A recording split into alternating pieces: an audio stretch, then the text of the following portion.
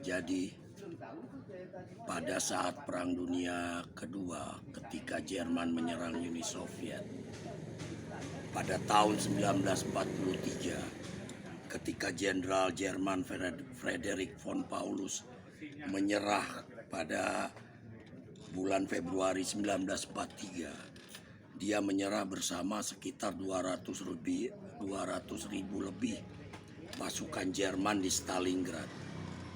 Nah, habis itu dia ditawanlah oleh pihak Uni Soviet. Beberapa bulan kemudian, istri Jenderal von Paulus yang bernama Elena Paulus berkirim surat kepada pemimpin Uni Soviet Joseph Stalin. Di surat itu dia menawarkan untuk menukar Jenderal von Paulus dengan anak Joseph Stalin yang bernama Yakov Stalin yang ditawan oleh Jerman sejak tahun 1941. Jadi Yakov ini merupakan tentara di Angkatan Darat Uni Soviet. Dan sejak 1941 ketika Jerman menyerang Uni Soviet, dia ditawan oleh pihak Jerman. Tapi Joseph Stalin tidak mau melakukan itu.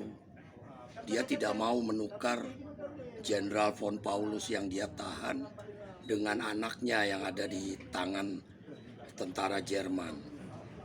Nah, sampai perang berakhir pun tidak terjadi pertukaran tawanan itu.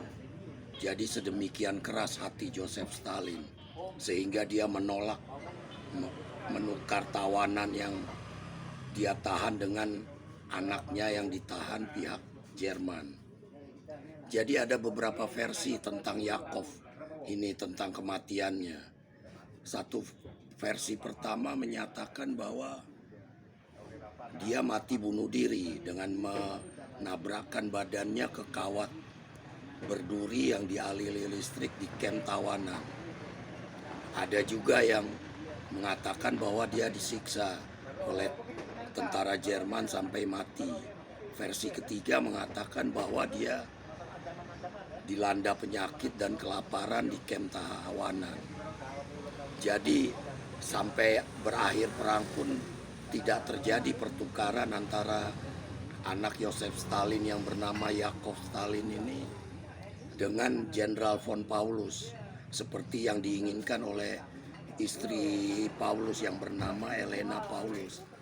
Sementara Jenderal Paulus sendiri pun akhirnya diadili pada tahun 1946 di Nuremberg dan dia mati pada tahun 1957 di Jerman Timur.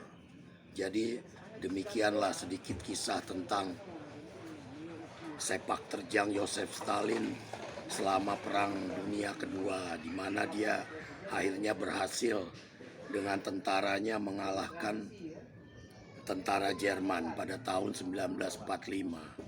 Sekian, terima kasih.